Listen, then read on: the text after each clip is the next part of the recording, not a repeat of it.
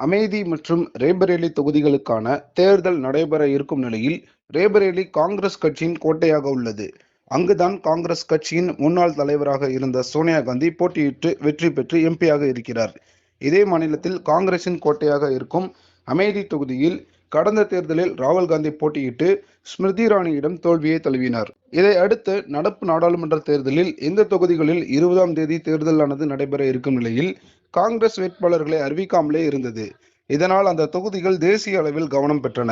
வேட்பாளர் தேர்வு தொடர்பாக காங்கிரஸ் தலைமை தீவிர ஆலோசனை நடத்திய நிலையில் நேற்று செய்தியாளர்களை சந்தித்த காங்கிரஸ் செய்தி தொடர்பாளர் ஜெயராம் ரமேஷ், அமேதி மற்றும் ரேபரேலி தொகுதியில் போட்டியிடும் காங்கிரஸ் வேட்பாளர்கள் யார் என்ற முடிவை மல்லிகார்ஜுன கார்கே அறிவிப்பார் எனவும், அடுத்த 24 மணி நேரத்தில் காங்கிரஸ் வேட்பாளர்கள் அறிவிக்கப்படுவார்கள் எனவும் தெரிவித்தார். இந்த நிலையில் தற்போது காங்கிரஸ் முன்னாள் தலைவரும் வயநாடு தொகுதி எம்பியுமான ராகுல் காந்தி ரேபரேலி தொகுதியில் போட்டியிடுவார் என அறிவிக்கப்பட்டிருக்கிறது. இதேபோல அமேதி தொகுதியில் கிஷோரி லால் சர்மா போட்டியிடுவார் என காங்கிரஸ் தலைமை அறிவித்துள்ளது. கடந்த தேர்தலில் அமேதியில் போட்டியிட்ட ராகுல் காந்தி தோல்வியை சந்தித்த நிலையில் கேரளாவின் வயநாட்டில் வெற்றி பெற்றார். அந்த சென்டிமெண்ட் காரணமாகவே தற்போது மீண்டும் வயநாட்டில் அவர் களமிறங்கி இருக்கும் நிலையில் ரேபரேலியிலும் அவர் போட்டியிடுவார் என காங்கிரஸ் தரப்பு அறிவித்திருக்கிறது.